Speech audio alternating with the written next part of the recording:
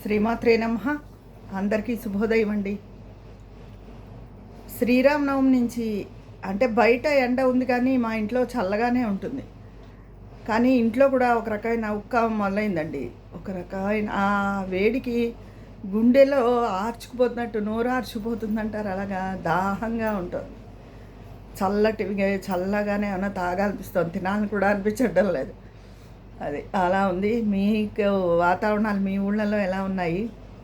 అయితే నిన్న సుప్రీంకోర్టు ఇచ్చిన సంచలన తీర్పు గురించి మాట్లాడదలుచుకున్నానండి. కోడళ్ళని ఎవరు ఇంట్లో అత్తగారికి, మామగారికి, మరుదులకి, అదే అందరికీ కుటుంబ సభ్యులకి ఎలా హక్కు ఉందో ఇంటి కోడలకు కూడా అలాగే హక్కు ఉంది. ఆ ఇంటి కోడల్ని ఎవరు వెళ్ళిపోమని వేరే ఉండండి అని చెప్పే హక్కు లేదు అని చెప్తున్నారు. ఇంటి కోడల్ని ఎవ్వరూ వెళ్ళిపోమని అనరండి. అసలు ఇప్పటి రోజుల్లో అలాంటివే లేవు. ఈ తీర్పు అసలు కొన్ని ఏళ్ల క్రితం ఇచ్చి ఉండాలి, 40 ఏళ్ల క్రితం అలాగా. అప్పుడు కొంత అత్తగారులు అలాగే మాట్లాడేవారు. ఏమన్నా మీకు కుదరలేదండి, మీకు నచ్చపోతే వేరే ఉండండి, ఇష్టమైతే ఉండండి, లేకపోతే లేదు, ఇది నా ఇల్లు నా ఇష్టం అన్న అత్తగారిని నేను చూశాను. నా ఇష్టమైనట్టే ఉండాలి, లేకపోతే లేదు, వెళ్ళిపోండి అని. ఈ మామగారు ఏం నోరెత్తివాడు కాదు ఈ అత్తగారి భార్య అరుపులకి. కానీ అలా మాట్లాడడం తప్పు కదా. అలా మాట్లాడితే హర్ట్ అయిన వాళ్ళని నేను చాలా చూశాను. ఎందుకంటే కొడుకు ప్రయోజకుడు అయిపోయిన కొడుకు అనుకోండి, పిల్లలు మన దగ్గర ఉండరు. వాళ్ళకే రెక్కలు వచ్చి విదేశాలు వెళ్ళిపోతే అయ్యో విదేశాల్లో ఉన్నారని తల్లిదండ్రులు ఏడుస్తున్నారు. ఎప్పుడైతే వాళ్ళు పిల్లలు ఎక్కువ రెక్కలు రాకుండా వాళ్ళు ఎగరలేని శక్తి లేనప్పుడే ఉండడానికి ఇష్టపడతారు. ఎందుకంటే పరిస్థితులు అలా ఉండేలా చేస్తాయి. ఎందుకంటే వాళ్ళు స్వతంత్ర జీవనాన్ని వాళ్ళు కోరుకుంటారు, వాళ్ళే వెళ్ళిపోవాలనుకుంటారు తప్ప పెద్దవాళ్ళు వెళ్ళిపోమని అనరు. అది ఇదివరకు రోజుల్లో ఉండేది. అలా అహంభావంగా మాట్లాడిన వాళ్ళు కూడా నాకు తెలుసు. అయితే అంతేగాని అయ్యో మన కొడుకు వల్ల వాళ్ళు ఉంటున్నారే, మనం కోడల్ని పిల్లల్ని అలా అనడం తప్పు అని ఆలోచించేవారు కాదు. ఆ రోజుల్లో ఎక్కువ అహంకార పొరలు ఎక్కువగా ఉండేవి. ఇప్పుడు అలా అత్తగారులు ఎవరూ లేరు, మామగారులు కూడా ఎవరు అనరు. కోడళ్ళు వాళ్ళ పిల్లలు వాళ్ళకి ఇష్టమై మేము వేరేగా ఉంటామేమో అని అనడం తప్ప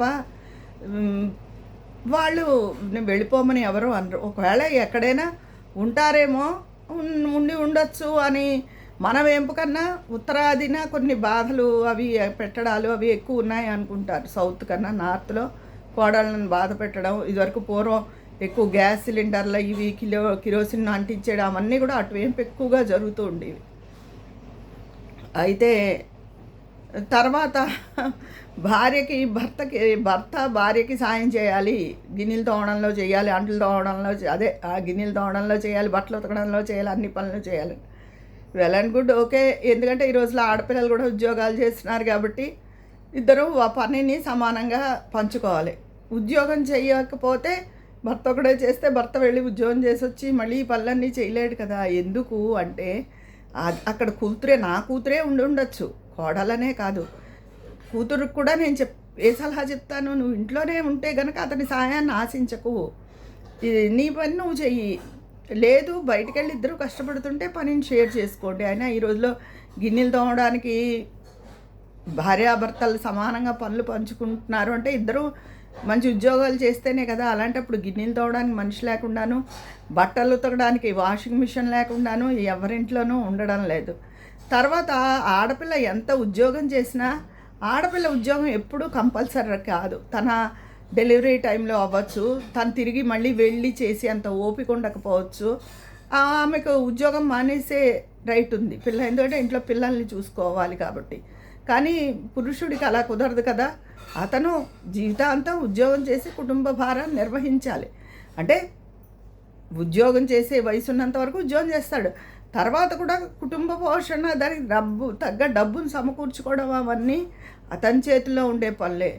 అందుకని ఈ పని పంపకాలన్నది అది అసలు సుప్రీంకోర్టు చెప్పిన 2 తీర్పులు కూడా ఇప్పుడు కాలానికి అనుకూలంగా నాకు తోచలేదు. నేను ఇలా అన్నానని తప్పుగా భావించద్దు. ఎందుకంటే ఎవ్వరూ కూడా ఇంటి కోడల్ని వెళ్ళిపోమని అనరు. పిల్లలు వాళ్ళకి ఇష్టమై వేరే ఉంటున్నారు తప్ప పెద్దవాళ్ళు అనట్లేదు.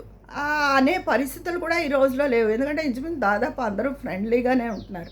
ఏమైనా చిన్నవి పొన్నవి కుటుంబం అన్నాక మాట తేడాలు కానీ ఏమైనా ప్రతి కుటుంబంలోనూ ఉంటాయి. అవి కోడళ్ళతోనే అయినా కాదు, మన కూతుళ్ళతో అయినా ఉండొచ్చు, ఎవరితో అయినా ఉండొచ్చు, కొడుకులతో అయినా ఉండొచ్చు, ఉంటాయి కదా. అంతే తప్ప పూర్వకాలంలో హింసలు బాధలు అయితే లేదు. అప్పుడు పని చేయవలసి వచ్చేది ఇంటి కోడళ్ళు, అత్తగారు అనే సూటిపోటి మాటలు పడవలసి వచ్చేది. ఏదైనా చిన్న మాటకి సమాధానం చెప్తే అదిగో బాబోయ్ ఎదిరించేసింది, ఎలా ఎదిరించేసిందో అలా మాట్లాడేవారు. అప్పటి కాలం అలా ఉండేది. చెప్తున్నాను కదా, ఇష్టమైతే ఉండండి, లేకపోతే లేదు, నా ఇల్లు నా ఇష్టం అన్న అహంకారపూరితమైన మాటలు నాకు తెలుసు. ఆ అహంకారం ఈరోజు చెల్లుతుందా? ఏమీ చెల్లదు. అది ఈరోజు నెమ్మదిగా ఉన్న వాళ్ళకు కూడా అందరికీ అదే వర్తింప చేయకూడదు సుప్రీంకోర్టు.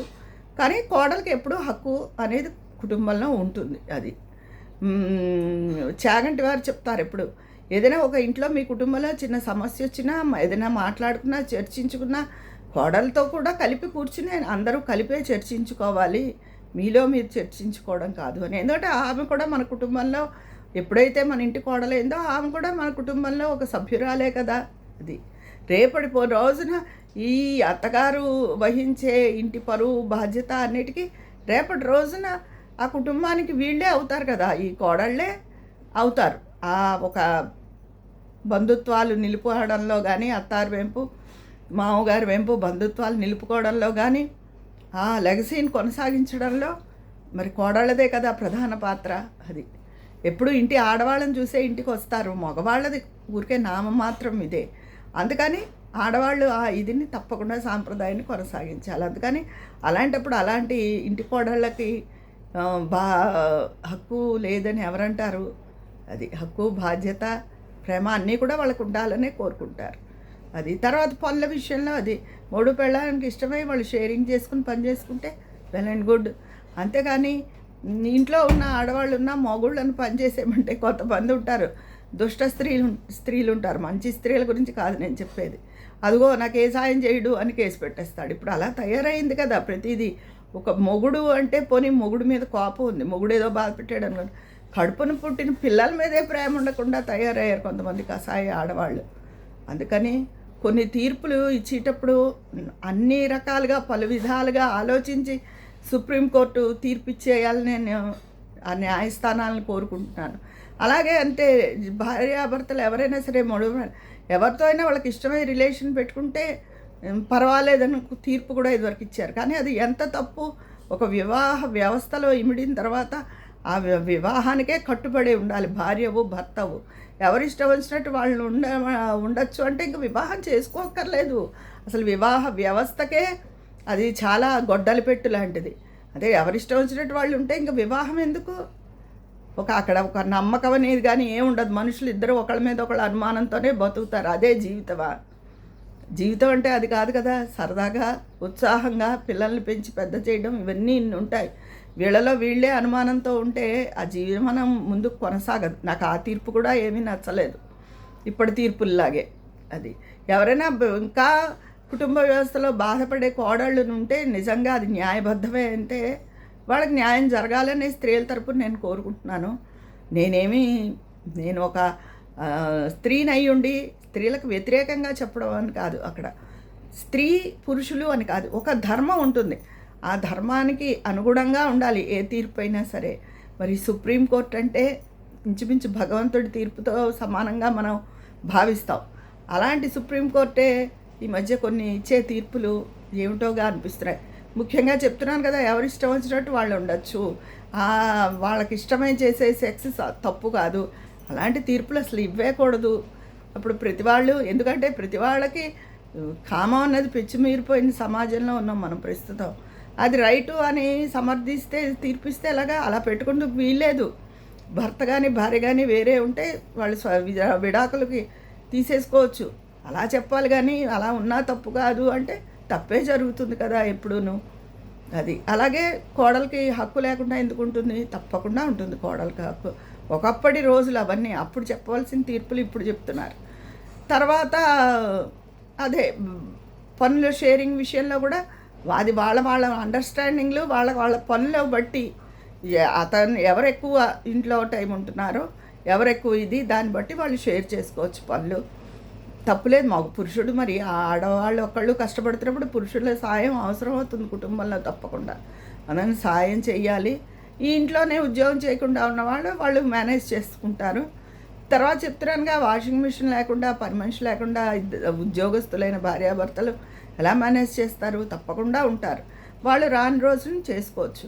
అంతేగాని ఉద్యోగం చేసుకోకుండా ఉన్నవాళ్ళు బయటికెళ్ళి కష్టపడి వచ్చే భర్త మళ్ళీ ఇవన్నీ చేయలేడు కదా. అప్పుడు ఉద్యోగంలో సరైన కాన్సన్ట్రేషన్ ఉండదు. నిజంగా ఆమెకి ఒంట్లో బాగుండక పడక వేసినప్పుడో ఎప్పుడో తప్పకుండా భర్త సాయం, ఒకరి సాయం ఒకరు లేకుండా కుటుంబమే నడవదు. అది ఈ తీర్పులన్నీ కూడా అన్ని రకాలుగా ఆలోచించి ఇచ్చేయాలి. నేను న్యాయస్థానానికి పేరు పెట్టే అంతటి దాన్ని కాదు. పైగా మాది అంతా న్యాయవాదులు, నా కుటుంబం మాది. కానీ తీర్పులు ఈ మధ్య తొందరపాటుగా ఉంటున్నాయేమో అని చెప్పి నా భావన. ఇదండి ఈరోజు నేను మాట్లాడే టాపిక్. మీ అందరి అభిప్రాయాలు కూడా కామెంట్ బాక్స్లో తెలియజేసేస్తారా? మరి అక్కడ మాట్లాడుకుందామా? ఉంటాను, మీ స్నేహితురాలు విజయ పన్నాల.